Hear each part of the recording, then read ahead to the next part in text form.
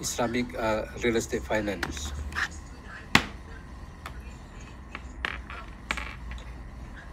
Still uncomfortable. Wait a minute.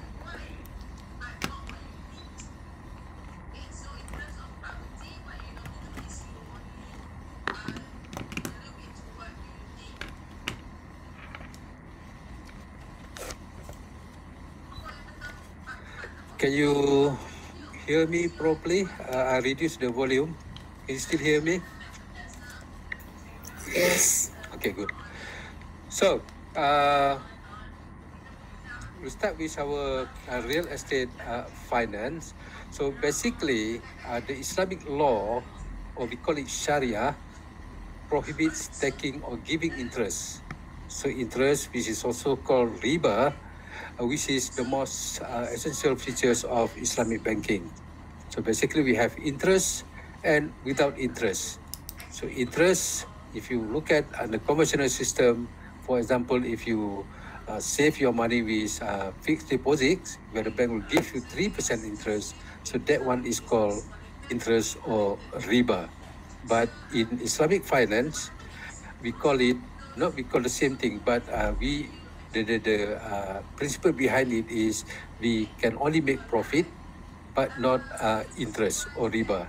So profit, the one we make here, if you look at in terms of application, usually people tend to compare with interest. So the profit will be converted to percentage as well, because most people or even the banks themselves comparing it between the interest, that means the percentage, the return for that particular investment, compared to the profit which they have changed it to interest.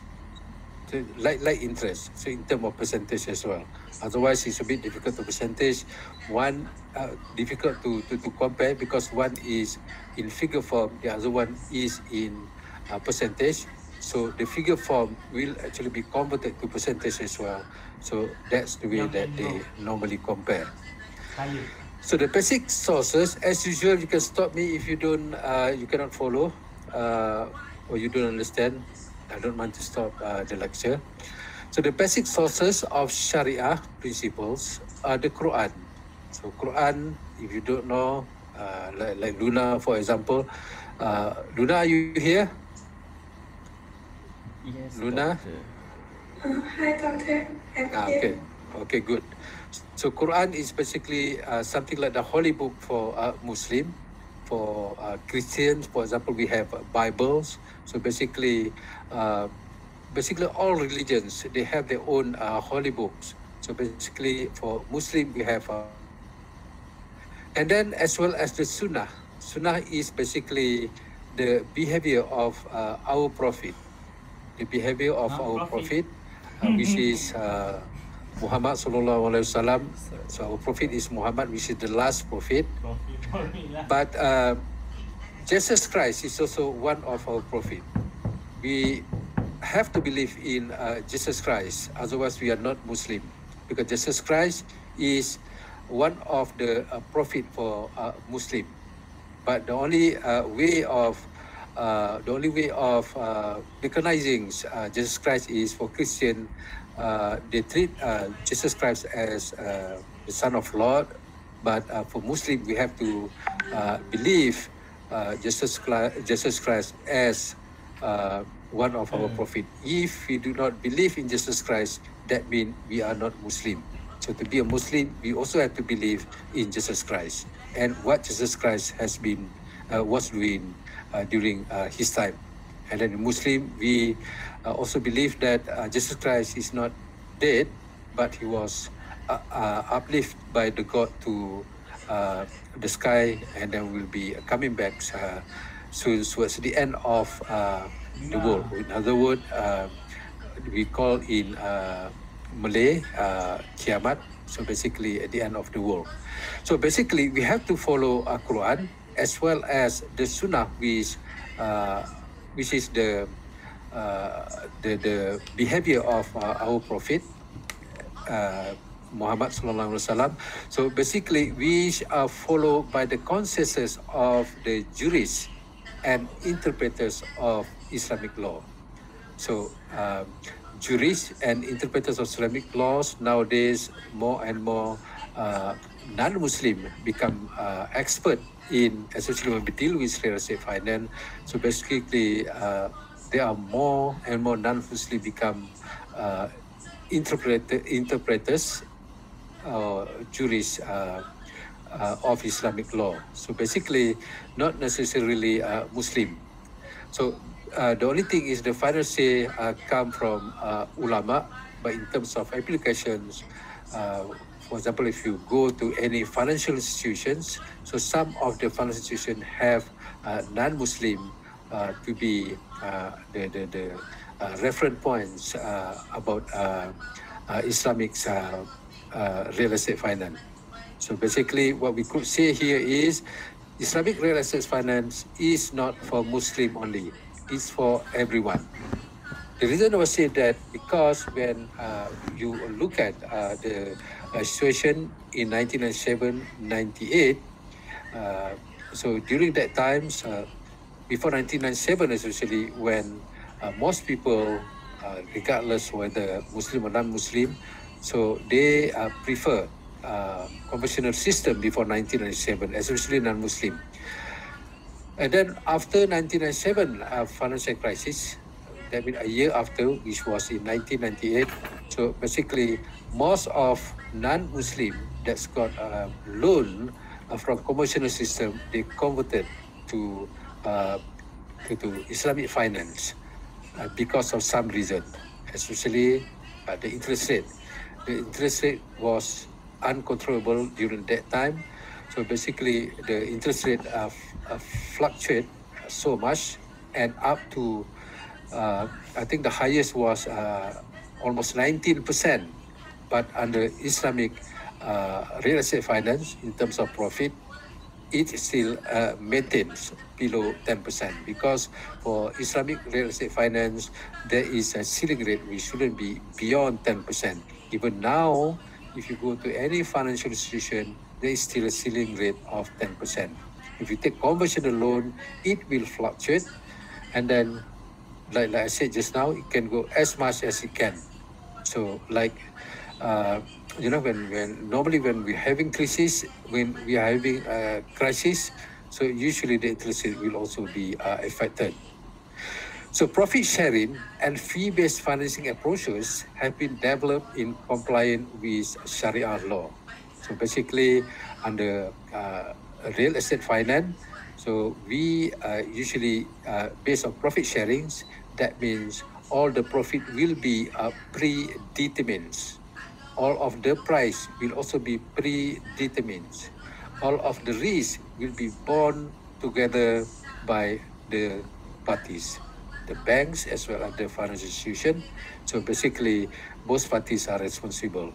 If we talk in terms of investment, both parties also should be responsible. If we talk in terms of insurance, so the same thing.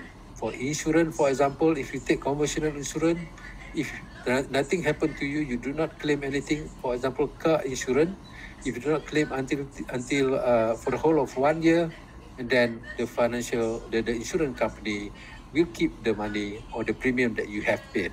But under Takaful, all of the balance, if you do not claim, because they put them into a pools of insurance loan, insurance premium, and then if with less claim from the group that have been allocated under the pool, so basically towards the end of the year, we will get back all the premiums that we have paid.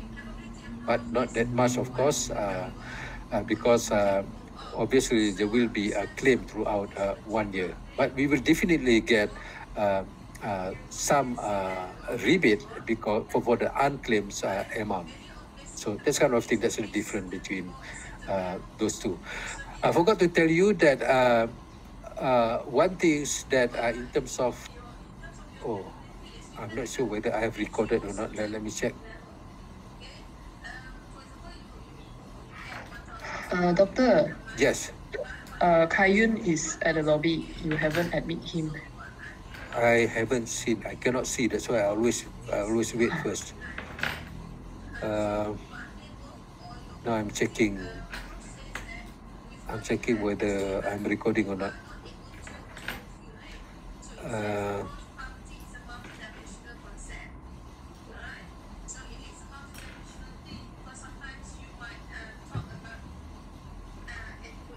Where to check? I cannot find. The top left Oh, says yes, it's recording. Thank you. I cannot see. Can you request here how to accept? No request.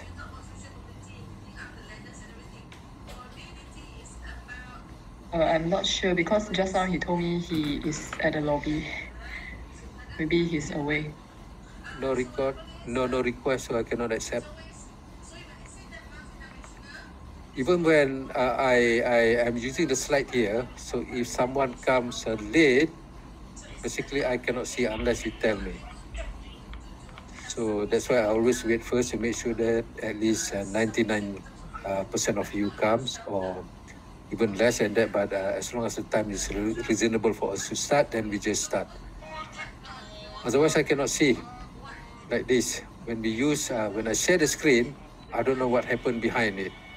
Whether you are waiting or not, I cannot see. So, we continue with the lecture. So these special modes of, I forgot, I told you just now. So basically, in terms of terminologies, put this in mind, write down your note. So basically for Islamic real estate, we do not call the mortgage that created as a loan, but for conventional system, we call it, for example, housing loan. For conventional, we call it housing loan, but for Islamic finance, we call it housing finance. So there's two different things, loans and finance. Try to understand, try to put the methodology correct first. We cannot call housing loan because that is not a loan. Because for Islamic finance, the loans, if you compare to conventional system, is basically based on the co-ownership system. When it is based on a co-ownership system, so we cannot call this loan. We only call this finance. So when you say housing loan, so it must refer to a conventional system. If you say housing Islamic loan, so that is wrong. You must say Islamic finance. So that's the correct terminologies that we are supposed to use. So these special modes of financing have emerged in retail, private and commercial bankings for debts and capital markets, insurance, asset management, structured and project financing, derivative, etc. So basically the same thing when we talk about the Malaysian housing finance system. You see that there are several products that come that's names something like Islamic name. For example, Mudarabah, what else? Sanadat. So that kind of things. So basically, the private debt securities or the mortgage debt securities that are issued in the secondary mortgage market are referred to products that come from Islamic finance. But for those with a normal name, refer to all the product or the housing loans that come under conventional system. So that's the thing, because all of the products that come under Islamic finance should follow the Sharia principle. So basically, there will not be involving a riba or interest. So Sharia prohibit riba, which is taking or giving of interest. So for example, if you lend money to someone, you lend 500 ringgit to your friend, and you told your friend that you must pay me back within a 6-month period. After 6-month period, during this period, I'll charge you 5% interest. So that means by the end of 6-month period, the 500 ringgit will be returned to you together with the 5% interest that charged on the 500 ringgit. But for Islamic finance, so basically when you lend your money 500 ringgit to your friend, you cannot charge him or her 5% interest. But if you want to make profit, you can tell him or her that I'm lending you 500 ringgit. You can pay me back, or you have to pay me back within 6 months. So I will charge you 50 ringgit profit. So 50 ringgit has been determined in advance. If your friend agree with it, agree on the profit that you are going to charge 50 ringgit. So that means after 6 months, your friend will need to pay you 550 ringgit. So as long as your friend agrees, so basically akad means that some things that come from your mouth and your heart that show that you agree with such transaction. So 550 is the figure that you are supposed to pay back. When your friend agree, then the transaction will take place. So that's the difference between riba or interest and profit. So conventional will have interest, but for Islamic finance, Sharia will actually prohibit to have riba. Only profit will be accepted. And then Maisir, which is involvement in speculative and gambling transaction. So basically something like genting, for example, if you want to buy shares in gentings, so basically Muslims are not allowed to purchase because it involves gambling as well as speculative transaction. So the shares, genting shares, are not recognized as what we call it Sharia compliant shares. But if you look at in terms of, for example,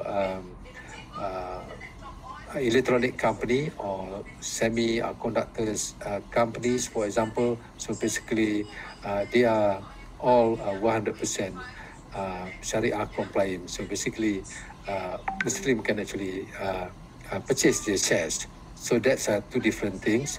So Maser is basically referred to speculative and gambling transaction, something that we are not sure. We have to gamble to buy all those things.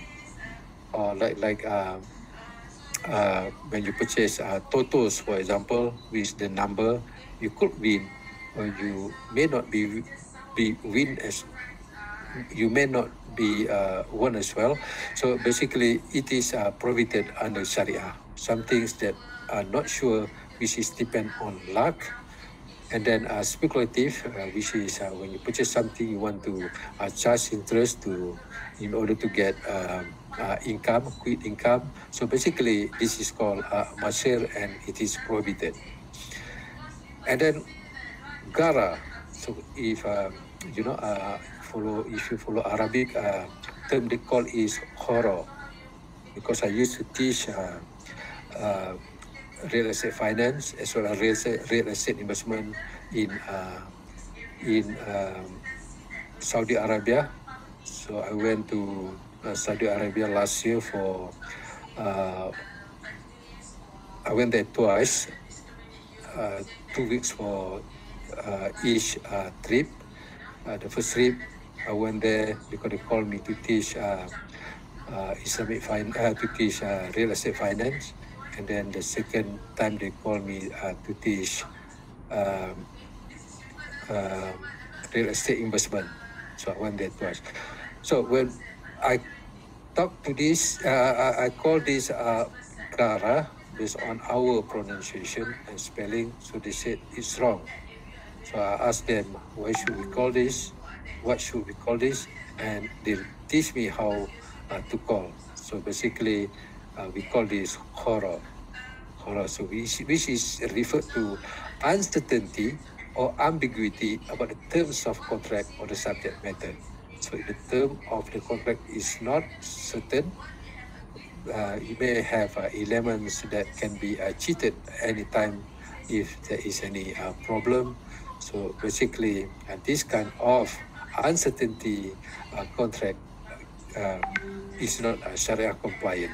For example, prohibit selling something which one does not own. So basically, something like, when you get it from someone, or you maybe we steal from someone and we claim that this is our things and we want to sell. So basically, it would involve ambiguity because we do not have any evidence. For real estate, for example, obviously we have evidence because we have title, cars, we have title, etc. So basically, which evidence, it will involve certainty, and then should be okay under Sharia principle. But if it involves uncertainty or ambiguity, and therefore it is prohibited under Islamic finance. So investment in businesses dealing in alcohol, drugs, gambling, armaments, provided that got a license from government, is okay. And then prostitution. So basically, all of them are considered unlawful and undesirable. So basically, all of these are prohibited under the Sharia principle. So basically, only investment that involve what we call it, that fall under the category of halal. Halal is basically referred to all the business or investment that fall or that recognized by Sharia principle, but those who are not recognized by, do not fall under Sharia principle, that means all the business or investment that are prohibited under Sharia, so basically they are called haram. So basically halal versus haram. For the halal one, so it's okay. For the haram one, like I'm giving here, alcohol, drugs, gambling, illegal armament business, as well as prostitution and etc. So all of these are considered haram because they are unlawful under the Sharia principle and they are prohibited under Islamic finance. So now we try to see several terminologies that we normally see under Islamic finance before we go into the detail of real estate, Islamic real estate finance. So number one is murabaha. Murabaha, or in English, it is called a markup sale. So markup sale means that when we have something, we purchase something for 100 ringgit, and then if we let the person who purchased from us to pay back the 100 ringgit within 5 months, that means 20 ringgit per month, pay by installment, 20. So we'll get back the whole 100 ringgit after 5 months. So basically, we can actually do a markup sale. So instead of charging interest like conventional system, like I mentioned just now, okay, because you're going to pay me within 5 months, I'll charge you 10% interest. So now you borrow 100 ringgit from me. So towards the end, you have to pay me plus another 10%. That means 110 ringgit. So we are charging 10%, 10 ringgit interest. But under Islamic murabaha, under markup sale, you can actually tell your friends straight away that, okay, I'm giving you 100 ringgit because you are going to pay me back in 5 months. So I would need to charge you 110 ringgit for to take into consideration the date that you are supposed to pay me back. So basically, the 10 ringgit is the profit, and then it is called a markup sale. Instead of selling at 100 ringgit, if we can sell 100 ringgit, if the friend want to pay us back, let's say within 1 day, okay, I lend you 100 ringgit now because you do not bring any money this morning. You need money to use the purchase book or whatever since you are already on campus at the faculty. So it's okay. I'll lend you 100 ringgit. Tomorrow you bring back the money to me. That means we do not have to charge anything. So 100 ringgit, and within a short period of time, if both of us agree, so we get back 100 ringgit tomorrow after our friend bring the money. So that one is okay. But on purpose, if it takes longer time to pay, and then the time period is also agreeable, so basically we can increase the price. Okay, now it's 100 ringgit. You pay me back in 5 months time or in 1 year time. You have to pay me back 110 ringgit. So basically, that is the markup sale. I'm not selling you for 100 ringgit, but I'm selling you at 110 ringgit. Although the actual price was 100 ringgit. So this is the concept of murabaha, which is also asset-based as well as cost plus financing. So basically, the bank will actually purchase the commodity and resell at a predetermined higher price. The commodities, including anything like house, cars, computer equipment, etc. So all of these can be called commodities, including gold, other metal production, or anything. I think you have learned economics, so basically you should know what is called commodities. So basically commodities that the commodities for this case will actually involve the bank will actually purchase commodities at certain price, and then the bank will actually resell this commodity at higher price. But it will involve normally 3 parties: the banks, and then investor 1, and then investor 2.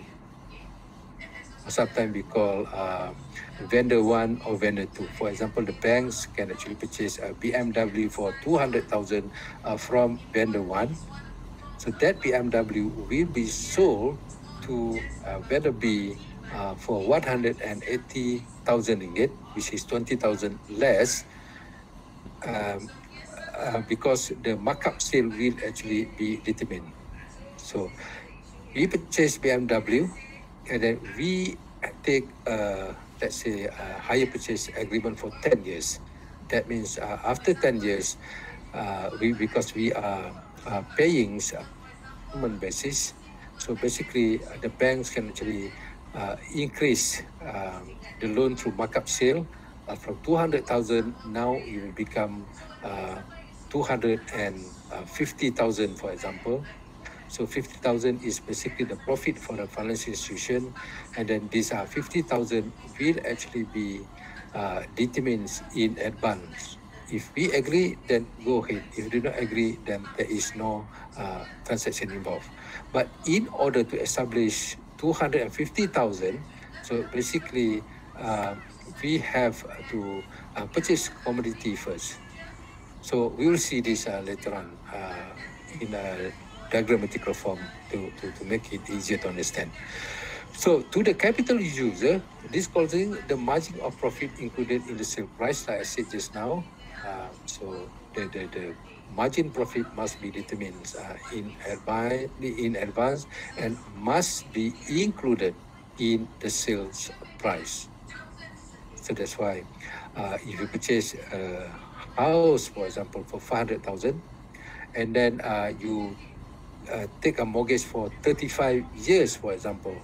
So basically, like you have seen under the real estate finance system, a mismatch occurred because the financial institution have to come up with immediate lump sum to pay the developers, but we as purchasers, we only pay back those lump sum plus interest under conventional system, and plus profit under Islamic finance. So basically, we have to pay back up to 35 years. And obviously, the banks have to charge us interest under conventional or charge us profit under Islamic. Otherwise, there will be no business. If the banks release 200,000 for us to purchase a unit of housing, for example, and then the bank do not charge us anything up to 35 years, and then the bank will also close the shop if the banks provide such loans to everyone, because they do not make any money. So this is business, and then obviously the return must be there. So basically, under Islamic finance, it will include the sale, the margins of profit in the sale price. So the client pays for the goods in deferred payment. So basically, up to 35 years for a house, or over a stated installment period. Or sometimes, for cars, just now for BMW, normally we take up to the maximum of 10 years. Some people, if they have down payment to pay, they can also get, or if they are capable to pay up to 5 years, then they take only 5 years. So in case of default, the client is liable only for the contracted sale price. That means we, as the client, we borrow 200,000, and then although it involves markup sale, which is 250,000 based on the example just now. But in the case of default, we only take the actual figure, which is the price that we purchased, which is 200,000. We only liable for the outstanding principal or the outstanding balance out of the 200,000 that we borrow, but not the 250,000, which is the markup sales. That is the price for 10 years for the car just now, or for the house, like the example I've given just now, for 500,000, it will become 1.5 million in 35 years. So that means the future values, which is 1.5 million, will not be considered in the case of default, but the default should be based on the 500,000, which was the actual value at the times of purchase. But if there is no default, and then the purchasers continue to pay on monthly basis until the end of the 35 years period, the 1.5 million is basically the guide or the markup sale, or the price that's supposed to be at that time. If it happens to be the price higher than 2.5 million after 35 years, let's say the price is 3 million, so that is the purchaser's profit, the owner profit, nothing to do with bank, because the bank is only 1.5 million to fulfill the Sharia principle. This happened like all the cases in Damansara, for example. So we all know that Damansara is the area for high class or for the end products, which is very, very expensive. So only those who want to purchase in the area now. So basically only for owner occupation. If you want to make a profit, if you want to purchase for investment purposes, it's not a good idea to purchase in Damansara area. So better go outside the city center or city fringe, and then find new township development. So a good one. So basically that's the best way to invest, because obviously the price for that particular township, especially for the landed unit, will actually increase from time to time. But those in the Damansara area, for example, the actual Damansara, like Bukit Damansara, so basically the price won't increase much anymore.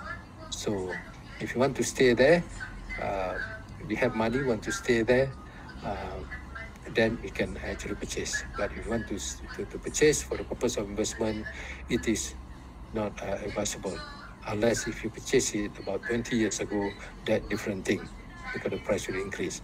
And the same thing for other good area, it will become like Damansara as well, especially for a new township. If you look at the good township, so basically one day, 30 years or 40 years from now, I'm sure it will become like Damansara area, provided that the developers has good reputation, and then the area is also good in terms of location, and the products are also recognized by people like you or the millennial, where you have different lifestyle. The millennial have different lifestyle. So basically, if the product suit the requirement, I'm sure that one day the price in that area will actually increase. So basically, in the case of a default, the client will only be able to the contracted sale price. So no matter how much the price will increase, so basically the purchaser will actually be responsible to the initial price, not the markup price for that particular loan or for that particular finance. So that is murabah. And then we have mudarabah, which is partnership or joint venture usually. So basically it is also an asset based, and it is also liability based, and it's also involved a profit sharing. So under mudarabah, one party, that means the banks, for example, will actually provide 100% capital. And then the other parties, that means the one that joined that investment will actually manage the investment project. For example, if the developer needs money to develop the products, that means to construct the units that have been sold to the purchasers. So basically under mudarabah, they take finance from a financial institution, from bank, and the bank will actually provide the loans that are requested by the developers. So basically, the developer will actually manage the construction project. So the profits are basically shared in a pre-agreed ratio, whereas losses accrued upon by the provider of the capital only. So if there is any losses, the bank will have to take responsibility on it. But if there is profit, so the pre-agreed ratio must be established. So pre-agreed ratio, for example, 70%, 30%. So if you make profit, I'll get 70%, you get 30%. Or 80%, 20%, I'll get 80%, you get 20%.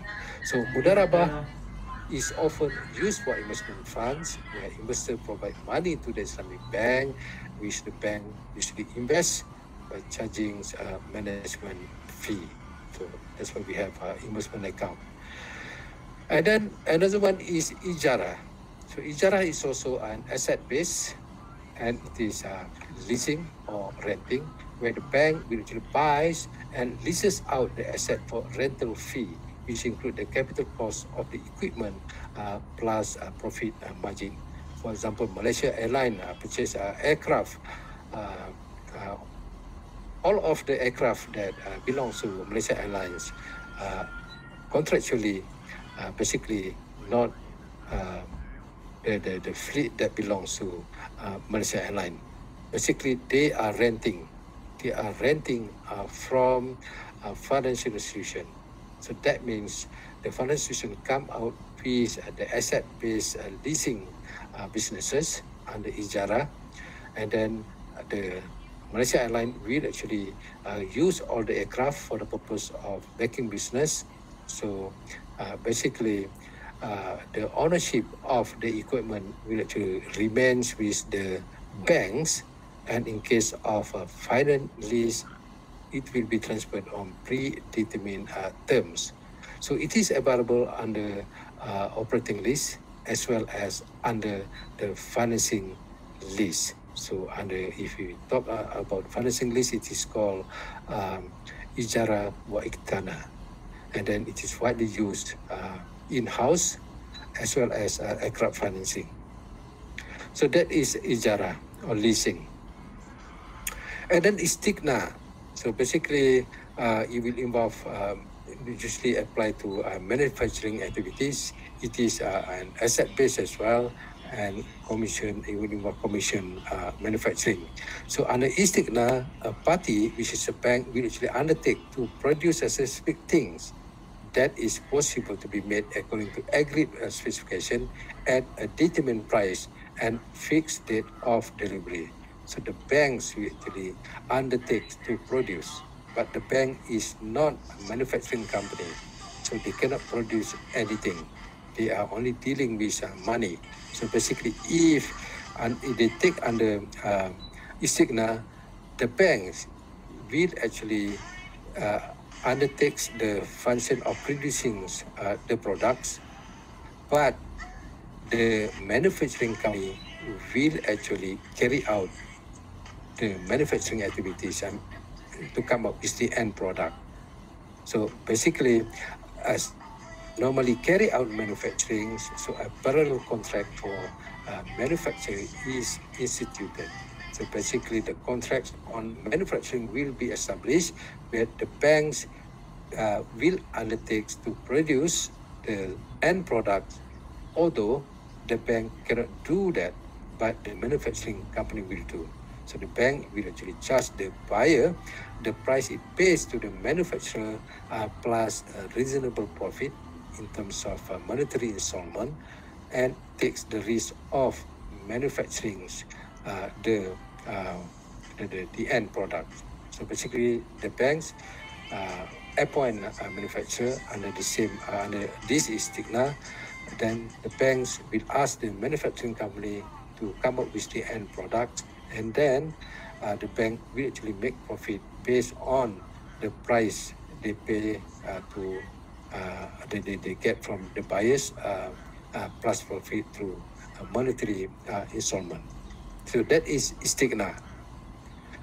And then Tawarruk. So this is very important, Tawarruk, when we talk about real estate, Islamic real estate finance after this. So Tawarruk will play roles, as well as the one down here, which is Musyarakah. So basically, it will also play roles. But the ones I mentioned before, like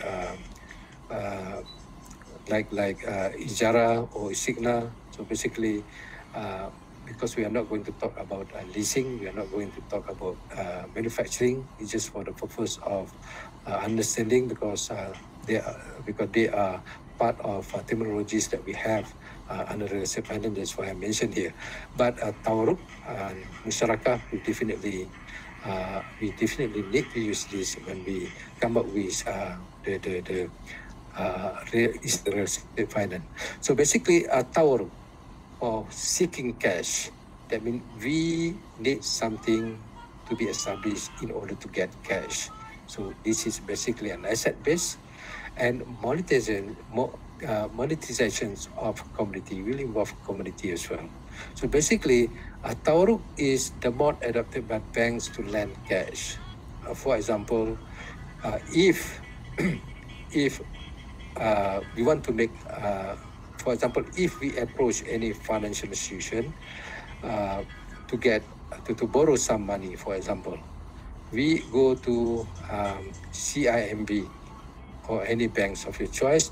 So basically, the banks and the conventional system, the bank will ask you the pay slip. That means your monthly salary evidence. So you show them the pay slip, and then the bank will actually assess the pay slip, and then they come out with a decision saying that, okay, you are eligible to be given the loans that you apply for. Let's say you apply for 200,000, and then the banks agree because your pay slip is wrong. So basically, you can get 200,000 straight away, and then the bank will actually charge you interest, maybe 5%, 6%, depends on the rate at that time, and then you need to pay back within, let's say, 10 years. You take 200,000, and then towards the end, it may become 250,000 or even 300,000 if the interest is high. So that under conventional system.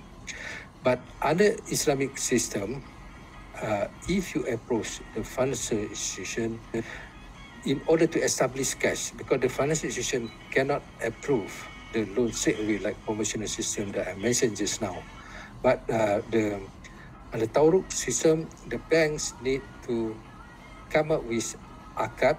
Like I said just now, akad is something that comes from your mouth and your heart to say that you agree with this transaction at the beginnings of the contract before you use your pen to sign the contracts.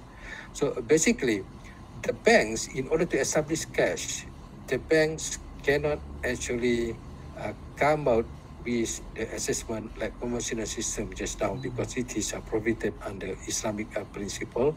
So basically the bank has, because the transaction must be there. That's the main things about the real estate, about Islamic principle. The valid transaction must be there. And then the transaction must have some things that we are dealing with. So if you approach the financial institution like conventional system just now, you are applying for the loan, there is no transaction. Because there is nothing to be sell. You only apply for the loan, and then the financial institution basically approve your loan based on your pay slip, and then you get the money, and then you can enjoy yourself. Take 200,000, and then go around the globe for 1 month. After that finish, the 200,000 come back to KL, and then no more money left. And then it happened to be COVID-19 at that time, and then the money you have spent already 200,000, and now the bank keep asking you when are you going to pay. When it's involved that kind of thing, that's why so many people committed suicide. Lately, I think more than 200 or 300 cases already. So it's very dangerous. So that's a different thing. Suicide is a different thing. Just give you example, because I know that you are sleeping. Okay, so we go back to Tawarruk just now. For Islamic principle, so basically a transaction must be established. So how to establish a transaction here? Because we approach to apply for what we call it, personal finance. Let's say you are getting married, not enough money because the dowry is very high.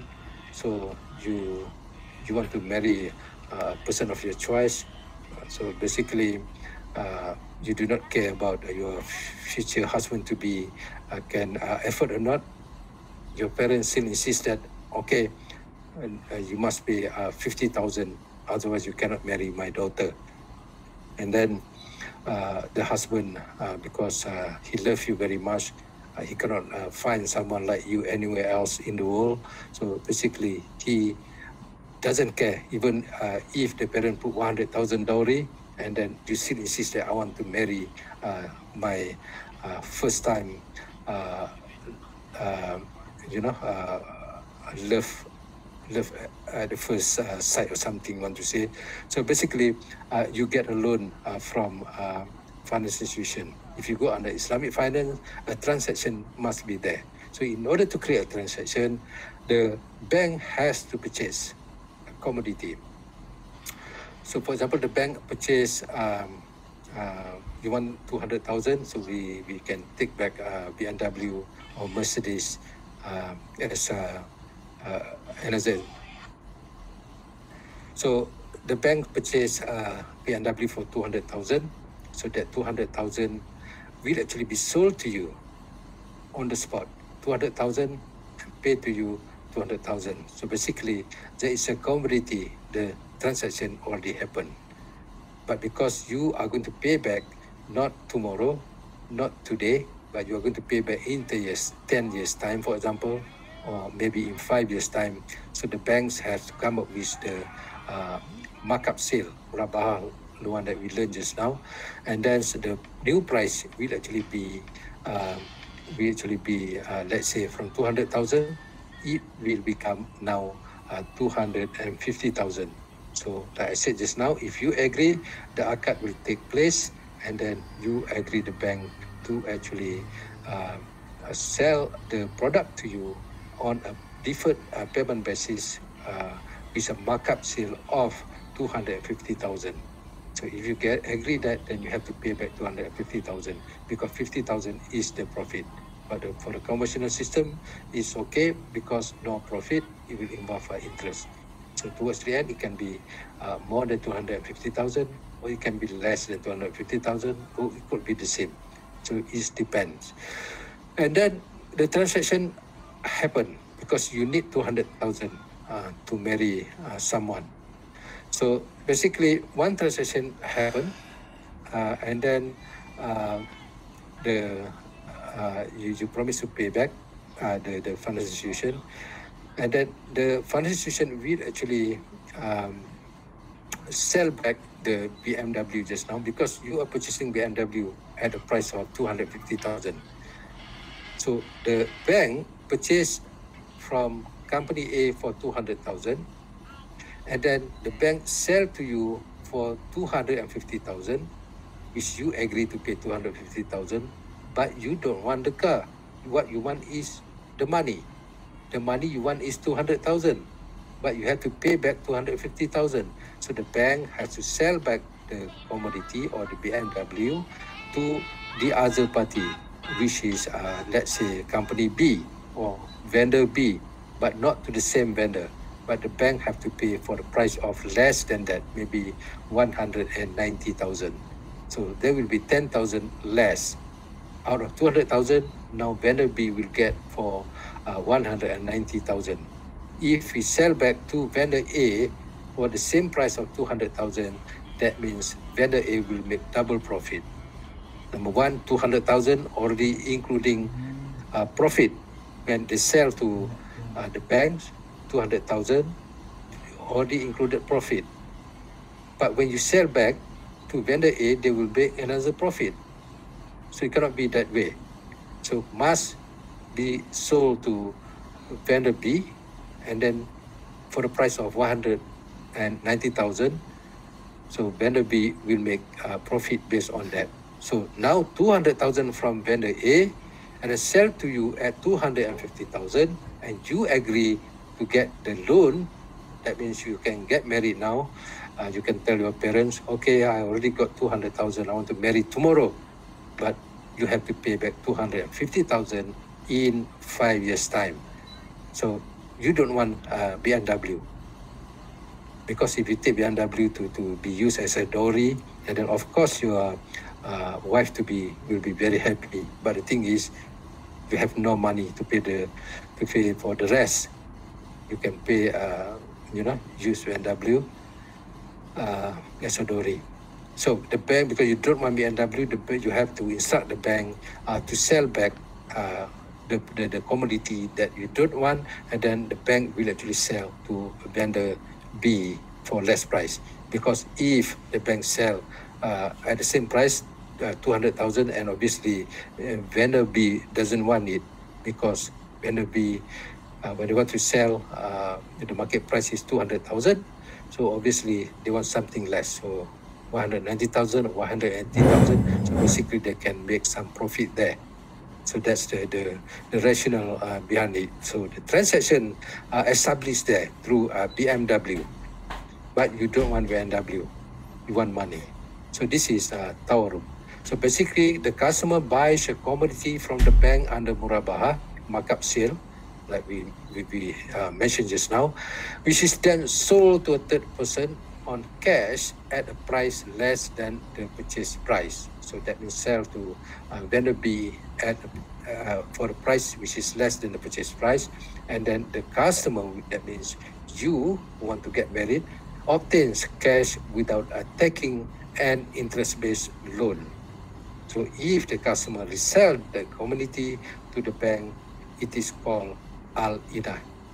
So if the customer resell the commodity to the bank, it is called al-inah. So al-inah is basically prohibited when you sell the commodity to the bank, because you instruct the bank to purchase BMW for 200,000, and then the bank have to sell 200,000. Have to give the BMW to you, but you don't want it because you want cash. So basically the cash you need getting married. So basically you agree to pay 250,000 to the bank on installment or deferred payment basis. So if that particular commodity is sold to the bank itself, the bank is supposed to be your middleman to purchase. But if you sell to the bank for 180,000. So this is called al-ina, which is prohibited. The bank must find as a vendor, not for the bank's own benefit. The bank can purchase 180,000 and then they sell back for 200,000. They can make 20,000 profit there, but it is prohibited because the bank will take advantage in this. So basically, the bank have to find other vendor and sell for 180,000. Even it is less in terms of the figure for 100 and for 20,000 or 10,000, depend on how much. If we sell at 190,000, so basically 10,000 less. Although we are losing 10,000 in that case, but all of these 10,000 will be included under the markup sale, the 250,000 profit that we already agreed. So basically, no issues for this. So there is tawaruk. Added musyarakah or joint venture. So it will involve more than one partners. So under musyarakah, all the partners contribute funds and have right to participate in the management of the business. So basically, both parties, regardless whether the purchasers or the finance institution, will actually purchase a unit, and then both parties will contribute funds. So basically, it will involve co-ownership here. The profit are shared in an agreed ratio, but losses are shared in the ratio of capital invested. So basically, depends on how much contribution that you are giving. If you give 60% and then the bank 40%, so that means in terms of profit, you'll get 4 to 6 ratio. And then if is in the case of losing money, for example, and the ratio will be based on the capital that we invested. That means, let's say the cost is 100,000, we pay 60,000, the other party 40,000. So it will be based on that amount, only 60,000. So contributions can be either in cash or in kind, depends on what sort of business we are doing. So this is musyarakah, and under housing finance, so there will be additional word for this musyarakah. We call this as musyarakah mutanakisah. Musyarakah mutanakisah. Okay, and then another thing that is very important under Islamic real estate finance is called al-ba'i bitaman ajil. So if you have difficulties to pronounce this, so you can call this BBA. And musyarakah mutanakisah, just now you can call it MM. So MM, tawaruk, and BBA. So BBA is basically also different installment sale where the products, this is the common products or the first product, Islamic product that have been introduced worldwide. Even in Malaysia, this was the first product and is still there. So basically, under the Ba'i Bitaman Ajil, a contract of buy and sell, where the seller delivers the merchandise and the buyer pays to the seller by installment on deferred payment basis. So under this contract, if we purchase a house, for example, so basically the seller will actually provide us a house, and then we have to sell back on deferred installment sale. Basically, it will also involve murabaha in terms of markup sale. And then another two things, sukuk. So sukuk is basically called other name for the stock and shares or the securities that we are having. So, like we have discussed before, on the Cagamas. So basically, Cagamas come up with securities under Islamic name. So basically, all those products are called sukuk, which is the financial certificate, which is Islamic securities. So sukuks are similar to conventional bonds, with the difference that these are asset backs and represent professional beneficial ownership in the underlying asset. So professional, that means it will involve co-ownership or co-sharing. How do we do that when we apply the Islamic finance after this? You can see the different, what does it mean by co-ownership. So sukuk holders are entitled to a share in the revenues generated and in the proceeds of the realization of the sukuk asset. So it's not necessarily the securities that we have learned. If you go to Bursa Malaysia, for example, there are a lot and lot of companies that fall under Sharia principle, and then that we can actually use to purchase. But out of all the companies, including conventional companies in Malaysia, so basically there are, I don't know, there are only two companies that basically can actually sustain for future investment. So these two companies is good if you want to purchase shares, especially during the COVID-19 now, because the price dropped. So basically this is a good time. But other companies out of the two I mentioned, I noticed not that good, because we can lose money easily. But only these two companies are very strong. And it doesn't mean that we cannot get shares from those under Sharia principle from other countries. USA, in fact, have very good Islamic shares. So you can either use the platform of Nasdaq. Nasdaq is something like Bursa Malaysia or United States.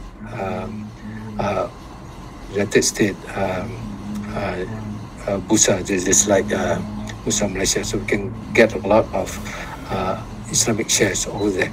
So basically, securities come from different things, not only in Malaysia. So we can also get from USA. So that's the best place. And then it doesn't mean that US is the only one. We also have from India, even from China. From China also we have Islamic instrument or halal shares in the market. We can actually purchase. So that is securities. And then takaful, you'll see how it works for takaful. So basically takaful is Islamic insurance. So like I told you before, a good example is car insurance. If you take car insurance under takaful, so basically you'll get back a rebate towards the end of the insurance period, which is 1 year. So if you do not claim anything, and all of other customer who are in the same pool do not claim anything, then we'll get back the premium that we have paid. Not all, because the takaful will charge a management fee.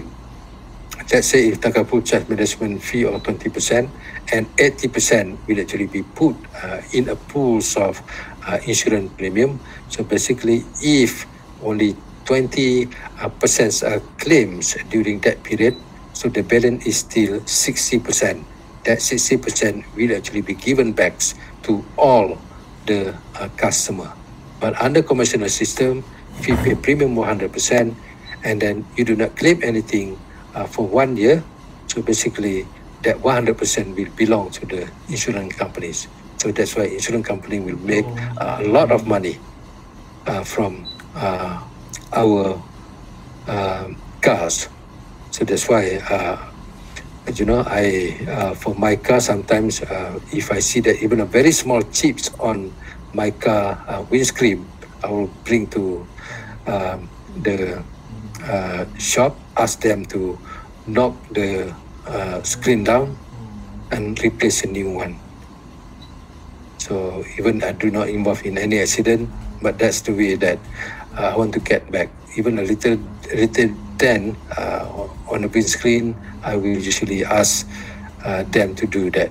So I'll get a new windscreen, and then it will look, clearer than the one before. So basically, that's how the insurance company works. So for Takaful, we'll get back the amount if we do not claim. So that's Takaful. Okay, so anything to ask before we proceed further? Doctor, according to the slide 1, because just now you said for the Islamic finance, it's not based on the interest, but it's based on the profit sharing. So it's a pre-agreed rate, right? And then the slide 1 mentioned another one is fee-based financing approach. Is it the same as the profit sharing? No, fee-based is basically the same like profit sharing, but fee-based is something like the Takaful just now I mentioned. If we do not do any claim, all the participants do not make any claim because it's happened to be like now COVID-19, so we do not go out very much. So obviously there will be no claim, no accident, less accident. So basically, the management fee will be there as well. Like I mentioned just now, 20% will actually be claimed by the Takaful, and 80%, if there is no claim, will actually be paid back to those who are in the pool. So the management fee will be there. So it is the same like profit, but more on the professional way because they claim a management fee. So there's no profit there. So management fee, but it's more or less like profit for the service they have provided. Okay. Okay, understood. And then another question come after that is because, like you say, unlike the commercial bank, which they use the interest rate, because in the case of commercial banks, they use interest rate because it will fluctuate, like the flexible loan or semi-flexible loan. So they will fluctuate according to the OPR rates. But then this is because the bank can prevent them from losing, suffering from the losing, right? If they're according to the semi-flexi loan or flexi loan like that. But then in the case of, like you say, Islamic finance, it's say already a pre-agreed rate, but then later sometime maybe they, how to say You don't know how to say, how to answer? I try to rearrange. Never mind. I'll try to rearrange after I figure out the correct way to ask. Have a bus first. Have you had a bus? Liguan, have you had a bus?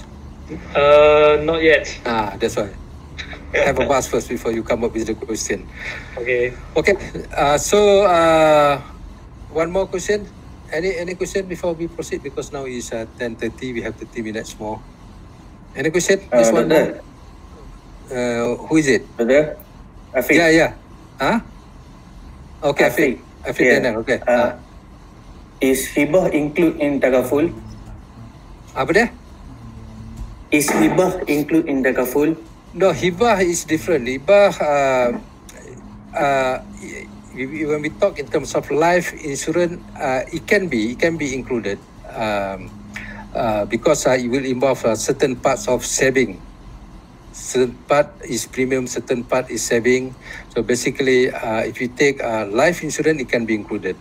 But if the one that I mentioned is the insurance for cars, insurance for property, for a house that we purchase, so it will involve hibah here. So for life insurance, yes, it will involve hibah. Okay? Thank you, Doctor. Okay. Nak mangkit awal ni. Awal. BM hujan tak? BM Pagi hujan tadi tak? hujan. Sekarang dah tak hujan lah. Selangak hujan lebat ni. Sekarang pun hujan. Okay, so we proceed with the lecture.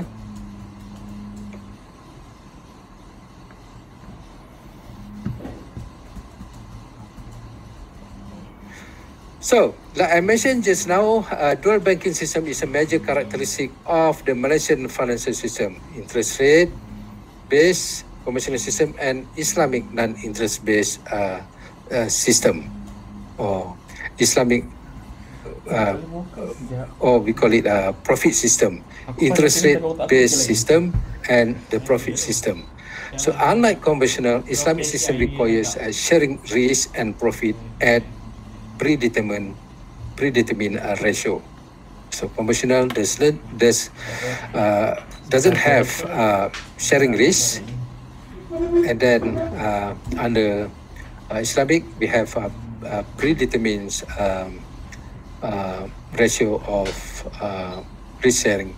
So Islamic products can be found in the primary mortgage market, like I have discussed just now, is in the form of bridging finance. So the financing that we need to, in order to profit with any development projects. So this is the one that developers will always get, bridging finance, as well as end financings. So the loans that we as purchasers get from financial institution in order to proceed with the mortgage loan to get the fund to purchase the house.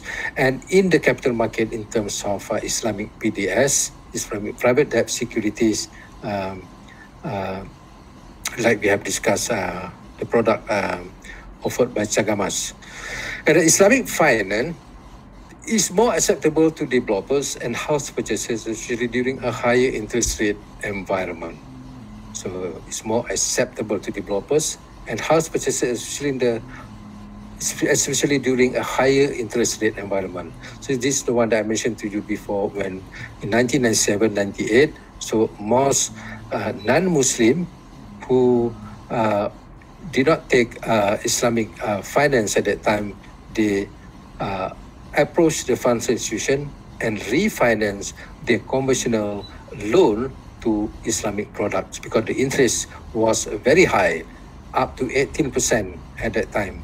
So they also have no choice, and then they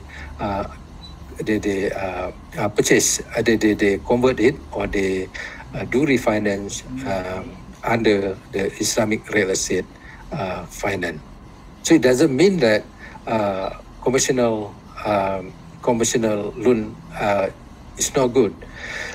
Both have advantages and disadvantages, depends on the market situation. But during the low interest rate environment, conventional can actually be better than Islamic in terms of payment, because for Islamic loan, Islamic finance, basically we have to pay our monthly repayment fixed throughout the period up to 35 years or 30 years. So no matter what happened to the market, so under Islamic finance, we don't have to think much whether the interest rate goes up as high as it can go or go down as low as it can go. So basically, by paying the fixed amount, so basically we can actually have our own budget. So we know that we purchased this house and our monthly payment is 1,000 ringgit per month.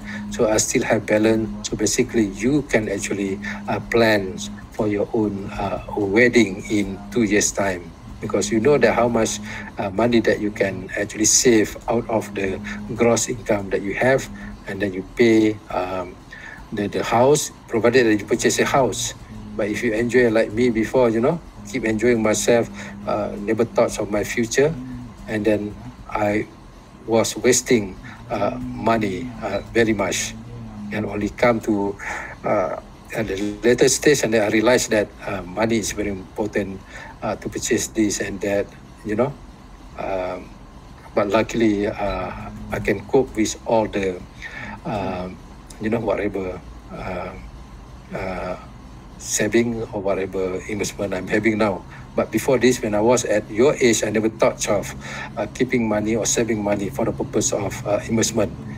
Even to get married also, I never thought of involving so much money But when come to getting married, and then I realized that I did not have enough money.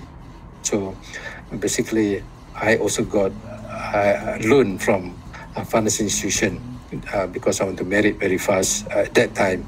And then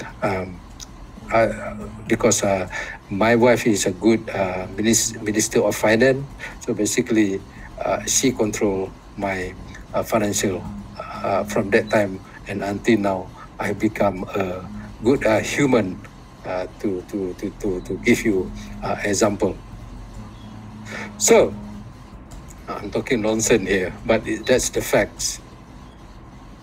Because I have gone through all the bad scenario, and then including the 1997 financial crisis. It was very bad. I was in the situation as well. So for you, you are still new. Only you are having a problem now during COVID-19.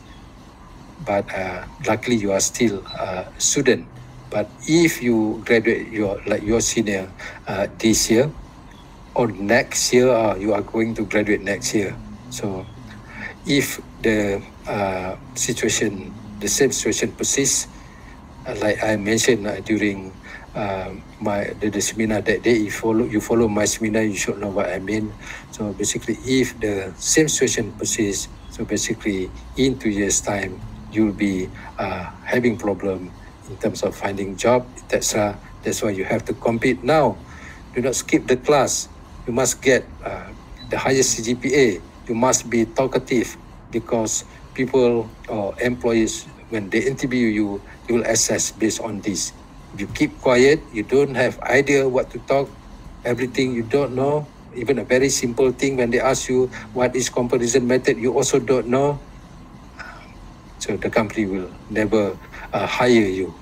And it's happened to be in a very difficult situation, I think next year and the following year.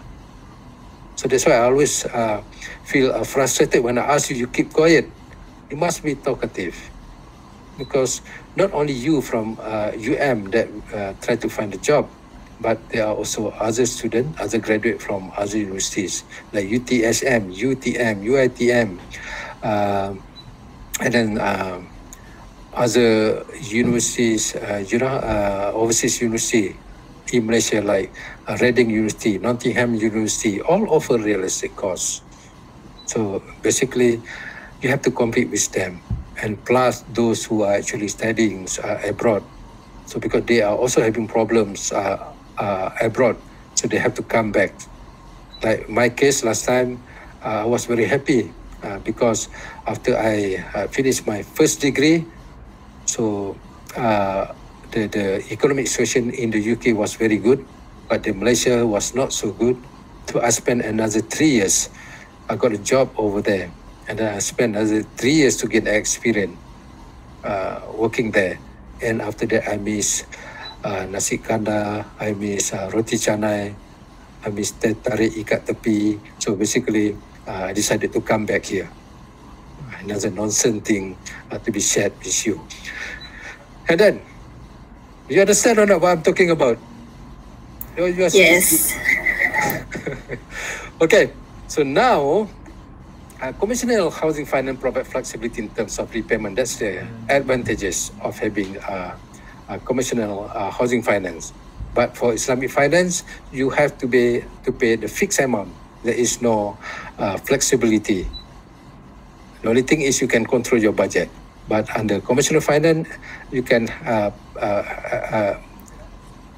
flexible payment, especially those who expect increases in their future income. So basically, you can withdraw. That's why you can see that flexi loan from CIMB, for example, or Maxi Home from Maybank, for example. If you go and ask, the bank. But this year, hang on a second. I got a call. Hello. Salah salah nombor cik.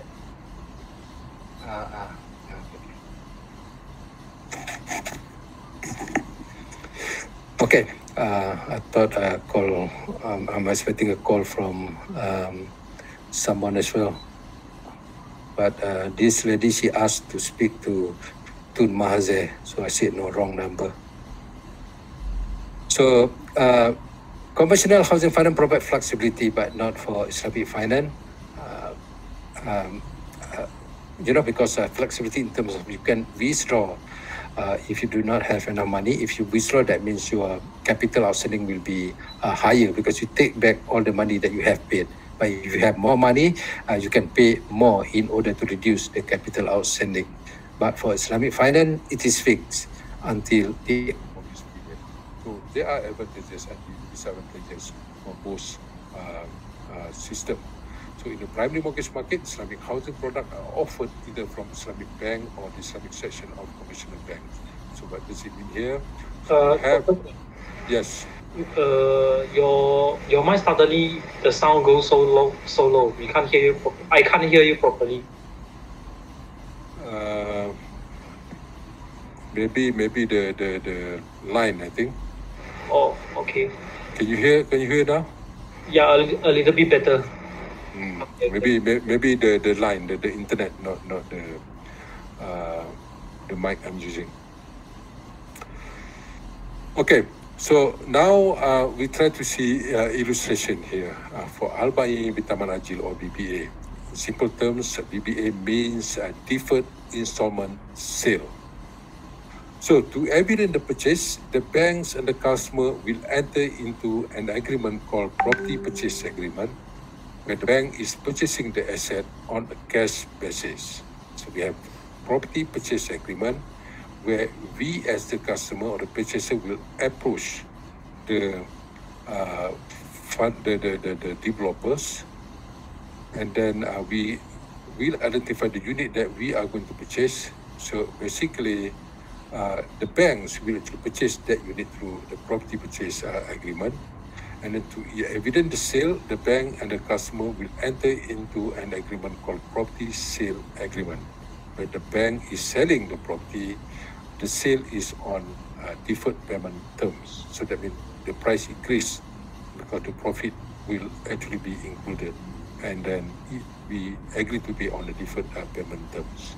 So the customer is then allowed to settle the bank's selling price on monthly basis over an agreed repayment period.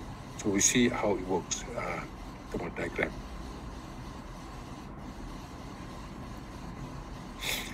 So we as the customer, we approach the developer, and then we find the unit that we are going to purchase.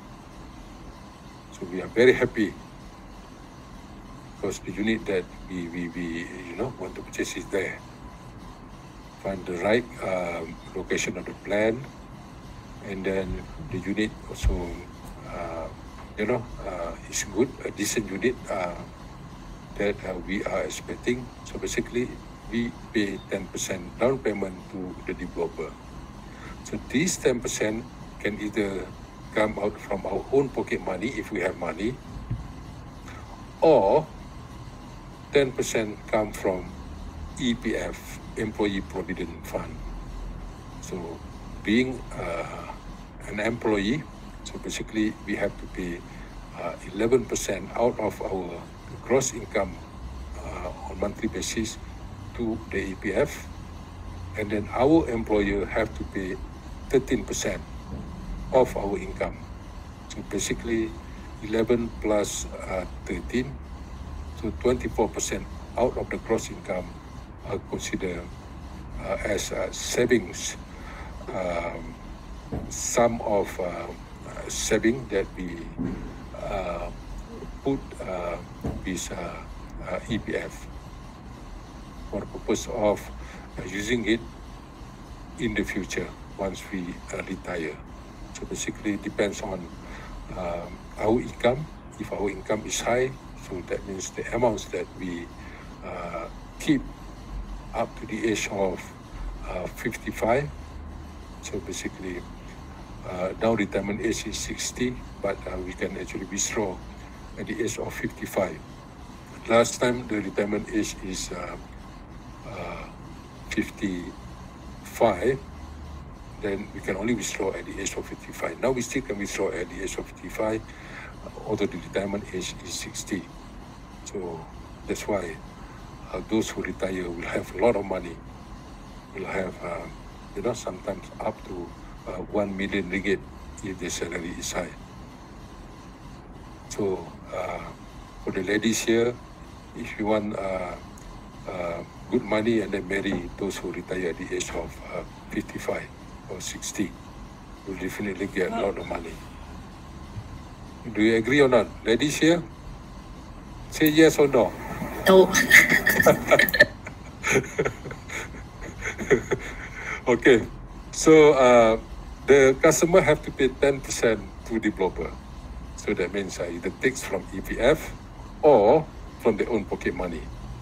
And then the developer will actually provide beneficial ownership to the customer because the customer signed the S&P, the sale and purchase agreement. So basically, the unit has been purchased by the customer. The 10% is paid. But it doesn't mean that the house will belong to the customer. In terms of legal term, yes, it belongs to the customer because we already pay 10%. In terms of contractual agreement, so basically it doesn't belong to the customer yet. But the unit are actually shared. The units is actually shared between the customer and the banks later on. So the 10% will actually be paid, and then the sale and purchase agreement will be created here. Once we sign the S&P, so for the unit which is under construction, the developer have to deliver the unit to the customer within 24 months after the sale and purchase agreement has been signed. If they do not deliver the unit to the customer, so basically the customer can get remedy from developers when it comes to 24 months period. I think you have learned this under, I think, Dr. Wan, housing development, I'm not sure, but you should have learned this from her. So basically,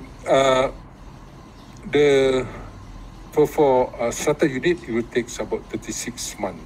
So within 36 months, after 36 months, the key of completed unit must be given to you. Otherwise, the developer can be sued, and then you can get remedies on that. So the 10% has been paid here, and the sale and purchase agreement has been signed. Now, the customer will actually sell the units that they purchase to the bank. Will actually sell the unit to the bank in order to get the balance of 90% loan. Of 90%, because we paid here 10%, now we need another 90%. So bank will actually pay cash the 90%. Let's say the house price is 500,000, and then we already paid 10%, so now the balance is 450,000. So 450,000, that's what the customer need from the bank. So the house, this house, will actually be sold to the bank. This is where the mortgage is created. Will actually be sold to the bank, and the bank will actually pay you the 450,000. So you will get 450,000, so you can run away, go around the globe again for the second time, and never come back to Malaysia. So the 90%. Or 450,000 is basically the cash price. So you get 450,000, but you do not get directly 450,000. This is just behind the screen, what is happening. If you get 450,000, of course you will run away, like I said just now. Go around the globe 2 or 3 times. But you cannot do that because the money will not be released to you. But the money will actually be released to the developer. But in terms of the concept, you must do akad that the money will actually be, the loan is actually between you and the bank. So with 450,000, you are supposed to pay the developer. Then the developer, I do not show no diagram here, no arrow here.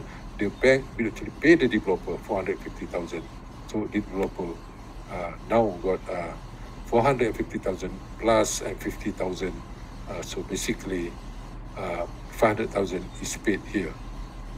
But the developer also cannot get easily the loan, the 450,000.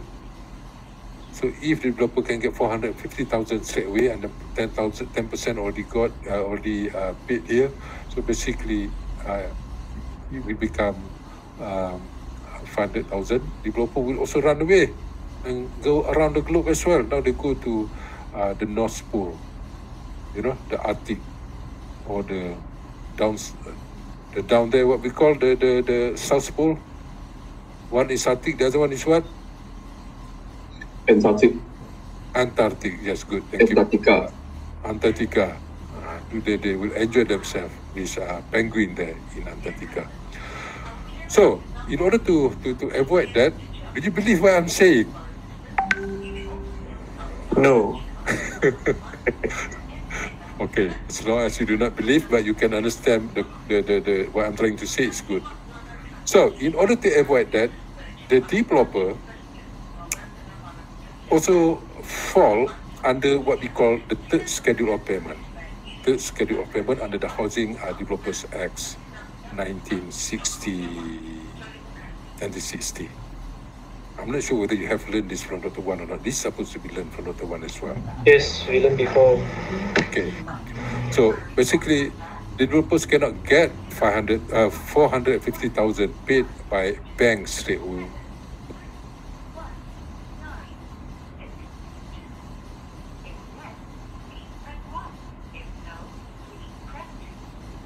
Sir, Doctor, you are mute.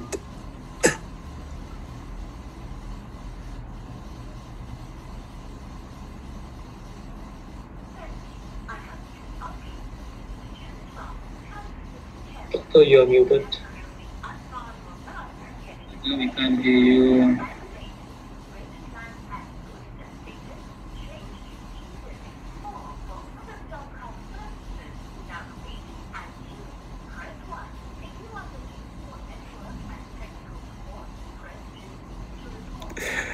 Wait, it's happened that way. I did not touch, Can you hear me now? Okay, Doctor. Yes. Can you hear Yes. Can you hear the time I was singing just now? No. Oh. Very bad. So I don't know who touched this mute, who mute this microphone. Because I was on the screen just now on the presenter.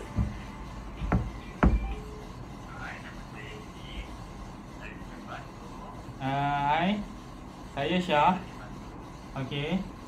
Saya punya line mobile ni dah 2 hari. And Doctor, you're mute. Body We can't hear you again. Tapi internet tak ada.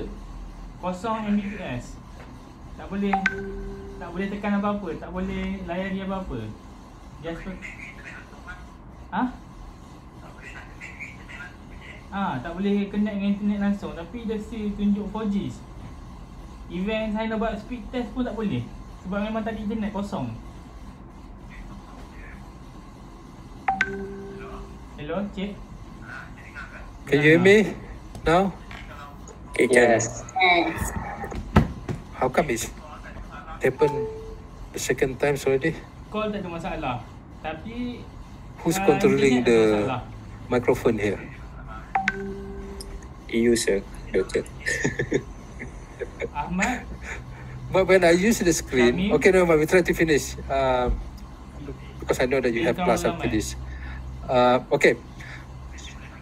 Okay. Okay. Now, the 450,000 will be paid to the developers, but before it's happened, saya Before it retrieve happened. nombor ni dekat before laman it web happened, New Mobile. then Customer service uh, 118. the customer nombor ni. have to sell the unit back to Uh, have to kawasan saya ke? Dekat Universiti Malaya. Mute again, doctor. Doctor, mute again. You are mute. Petaling Jaya. Dalam mana ni? Petaling Jaya. Petaling Jaya. Magic.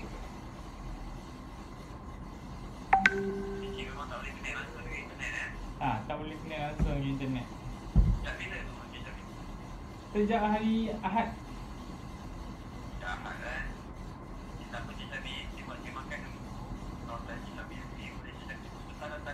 Boleh?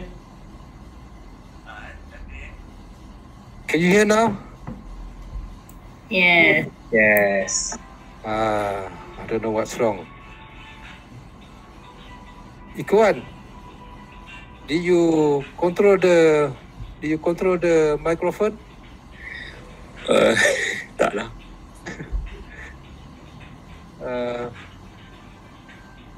Okay.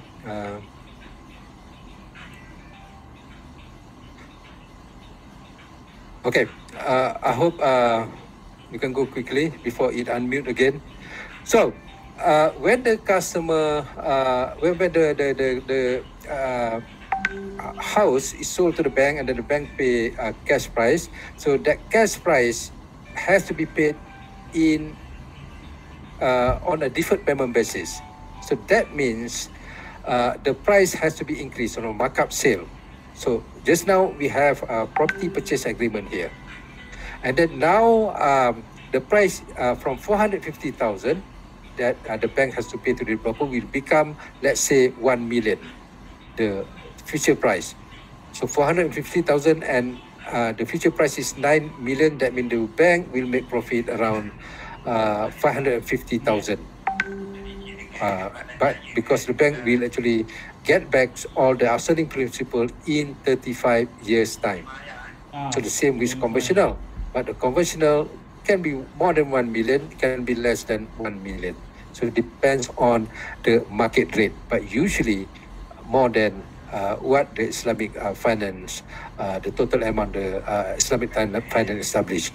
So basically, the house will actually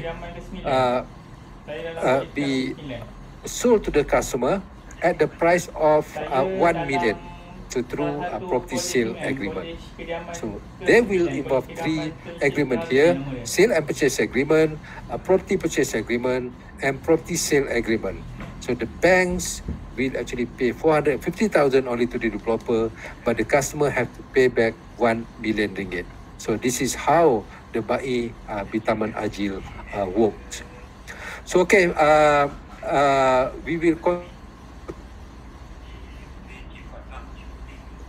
Mute again. Doctor, you are mute again.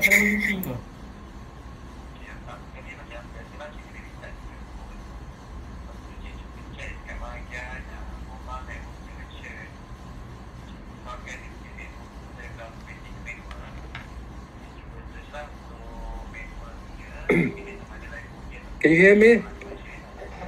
Yes. Yes. I'm giving up using the headphone because the headphone helped me to unmute all the time. So now I don't need the headphone. But I hope that it is clear when I talk to you. So basically, so for tomorrow we'll have a tutorial, but we'll try to finish this lecture first on the second hour. So we will try to answer tutorial questions. So please prepare the tutorial question. Doctor, according to the course information, we should have our task by this week. Yes. Yes. If you want to have a task, do you want to have a task this week? You ready to cover topic 1 to 6? Maybe doctor, Yes. some tips. No, I'm asking you, are you ready or not? And you asking me back whether I have some tips. I said from week 1 to week 6. Are you ready? Yes. Huh? Who are not ready? Who are not ready? If you do not answer, I will assume that you are ready, and then we'll have a task tomorrow. Who are not ready? I'm not ready, doctor. Okay, good. Jongsai not ready. So only Jongsai, I will give you a test in week 14. The rest, you have a test tomorrow. Okay? Are you happy, everyone? Yes. Okay. Yes, doctor. Test tomorrow. Okay. Okay, so I think I can give you a test tomorrow if you want to, but if you are not ready, maybe we'll have next week or the following week, as long as before week 10 should be okay. Before week 10 should be okay, because we'll have another one in week 10 or week 11, if I'm not mistaken. As long as the second test should be okay. I think, Suzanne, can you tell me later on, you WhatsApp me, tell the date that you want to have, you discuss with the class first. Okay, no problem. Because John Shai also not ready just now. If you want tomorrow, I'll do it tomorrow. If you don't want tomorrow, so I give you 2 or 3 more weeks for you to prepare, because we also haven't finished the tutorial question yet. So you advise me later on. So for today, we stop, but tomorrow we'll have, we'll continue with this lecture, and then we'll have a tutorial session. So please prepare for tomorrow tutorial session. Unless if you advise me unless you advise me to have a test tomorrow. But if you want me to have a test tomorrow, maybe we can do at night, not during tutorial slot. So please advise me. Okay, so thank you for now. Thank you very much. Bye-bye. Thank you, Thank you, doctor. doctor. Thank you. Thank you, doctor. Thank you. Okay, bye.